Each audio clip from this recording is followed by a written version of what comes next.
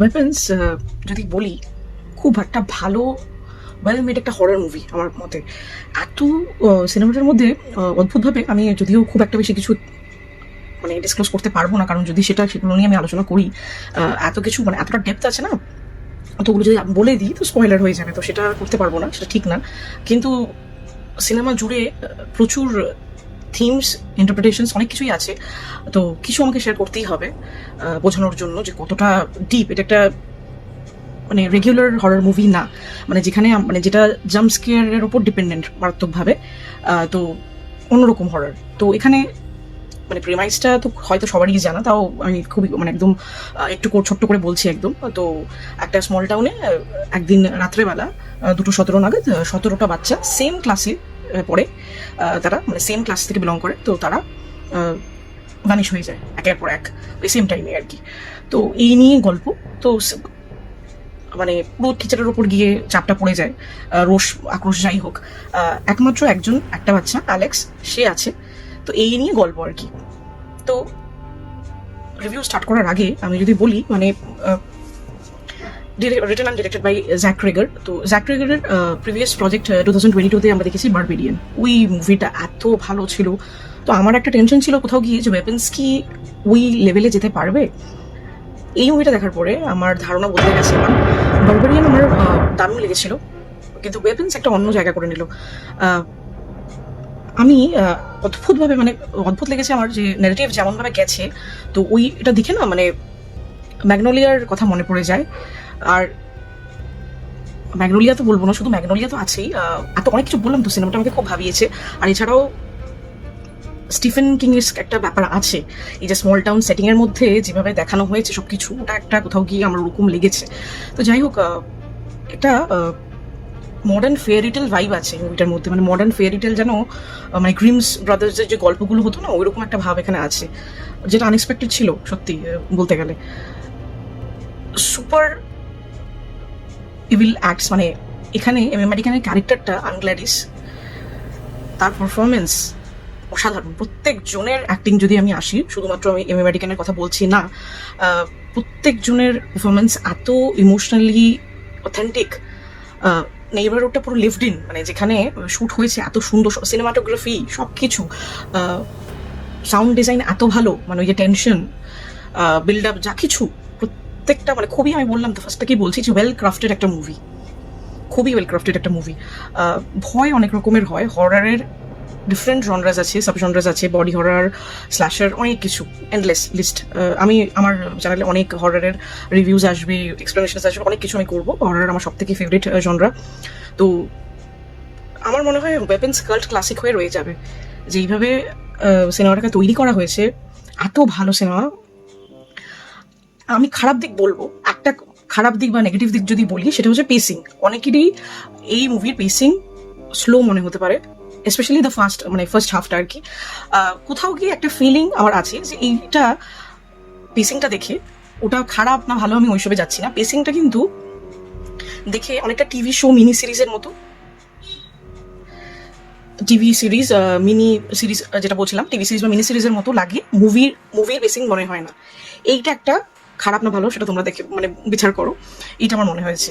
এছাড়াও বাকি জাম্পস্কেয়ার্সের অভাবের জন্য কারোর হয়তো মনে হতে পারে এটা কি হরর বলা যায়। এটা প্রথম কথা, এই জনরাটা মিস্ট্রি হরর জনরা। তো যেহেতু এটা মিস্ট্রি আছে, বুঝতেই পারছো, যেটা বললাম অলরেডি, যে কি হলো, কিভাবে ঘটলো সবকিছু, তো এটা মিস্ট্রি একটা।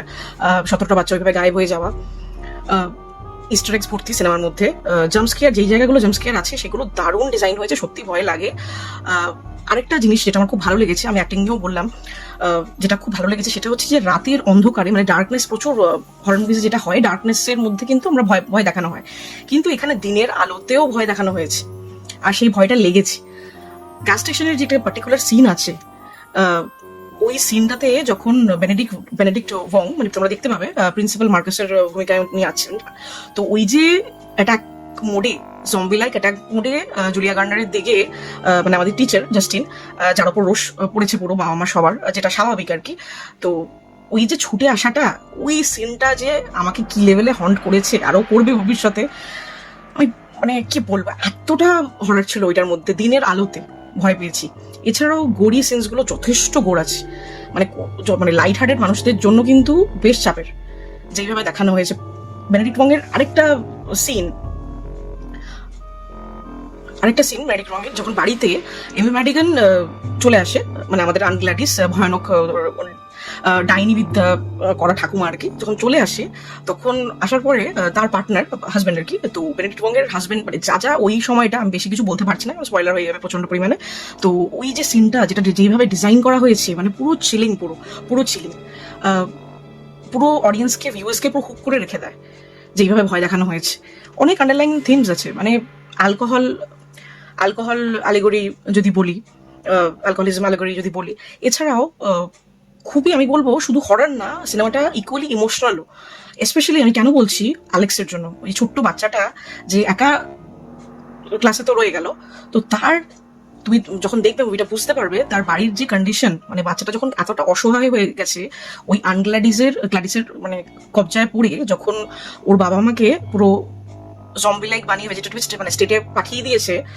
যে যার এন্ট্রি হয়েছিল, সে ঢুকছে একটা গাছ নিয়ে ঢুকেছিল বাড়িতে, যার মাথা মানে কুজো হয়ে ঢুকছিল, তার কোনো এনার্জি ছিল না, সে এখন একদম এনার্জি নিয়ে চুপচাপ বসে আছে, আর ওর বাবা মা চলে গেছে ভেজিটেটিভ স্টেটে, কোমাটোস পুরো। ওই রকম যখন ও বাড়িতে এসে ওই কন্ডিশনটা দেখে, ও বুঝে গেছে যে কিছু তো গড়বড় হয়েছে মারাত্মকভাবে।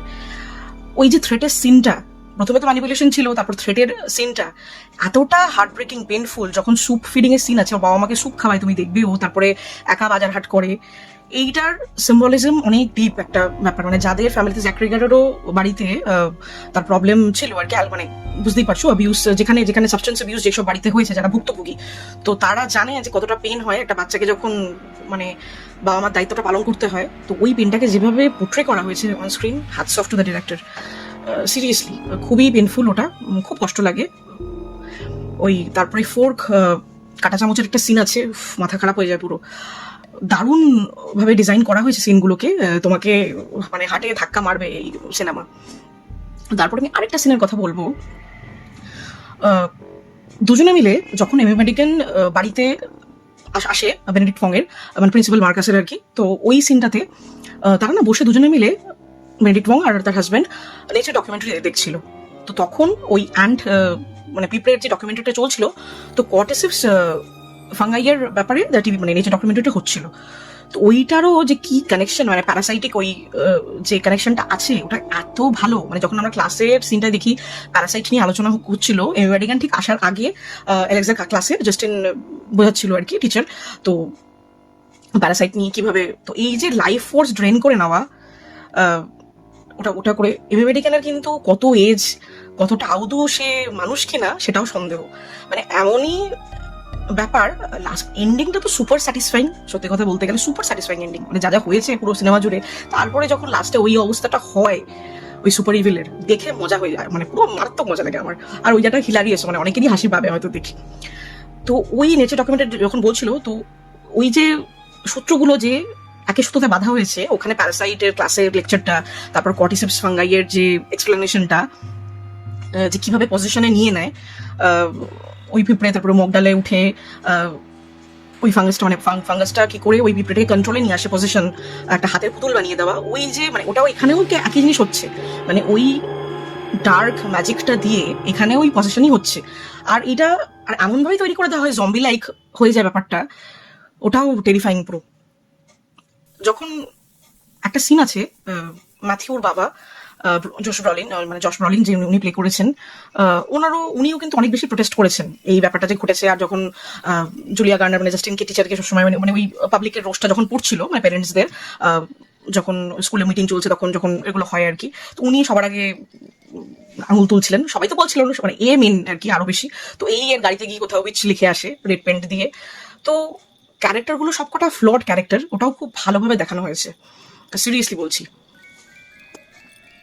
ওই যে 2:17 যে ওইটা ক্লাউডের মধ্যে তোমরা দেখতে পাবে একটা ওয়েপেন ওরমভাবে দেখানো হয়, তো ড্রিম সিকোয়েন্সের মধ্যে ছিল ওটা। তো ওইটা অনেক কিছু, মানে ওইটা আমেরিকান যে স্কুল শুটিং যেটা হয়েছে, ওটা কি কোথাও ওটাকেও ছুঁয়ে যায় ওই থিমটাকে, তো ওইটার থেকে ওটা ইন্সপায়ার্ড আর কি। আর এছাড়াও বুক অফ রেভেলেশন এটার থেকেও আছে, অনেক কিছু, অনেক কটা জিনিস মিশিয়ে করা এটা।